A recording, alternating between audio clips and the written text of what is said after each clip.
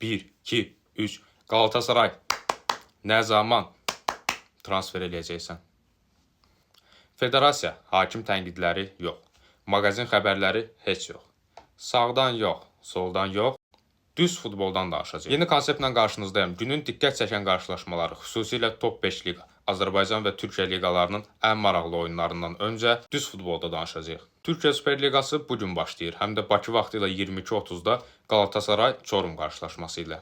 Bu Galatasarayı tənqid eləyirik ki, transfer eləmir. Amma yaddan çıxarmayaq ki, son 4 ilin Türkiyə çempionlarıdır. Okan Buruk keçən mövsüm çempion olan heyəti çox pozmaq istəmir. Hücumun mərkəzində yenə Osimhen var. Solda və sağda Barışla Sane onu müşahidə edir. 10 nömrə mövqeyində Yunus Akgündür. Arxasında Sara və Torreira. Müdafiənin cinahları Jakobsla Salah idi.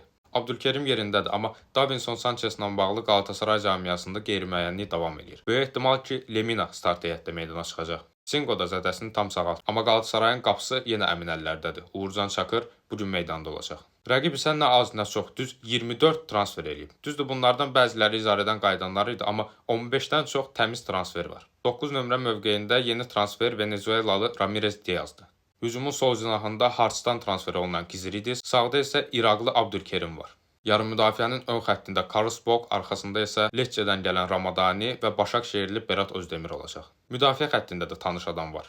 Balza, Smolcic, Penetranın yanında Beşiktaşdan transfer olunan Gökhan Sazdağı da bugün meydanda olacaq. Qapıçı da Türkiyə Liqasını izləyənlər üçün tanışdır. Keçən mövsüm Eyüpsporun qapısını qoruyan Marcos Felipe bugün Çorumun şərəfini qoruyacaq. Əsas heyətdəki 11 oyuncunun hamısı təzədir.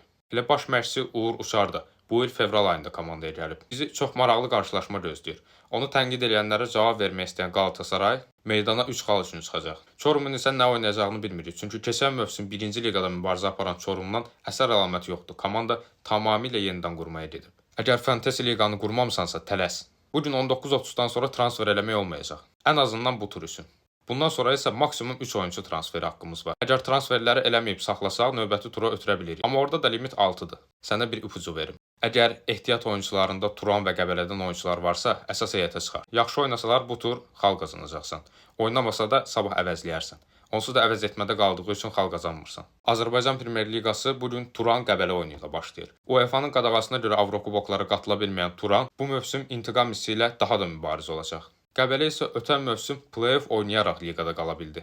Köhnə günlərindən çox uzaqda olan komanda ən azından meydanda bir xal uğrunda mübarizə aparacaq.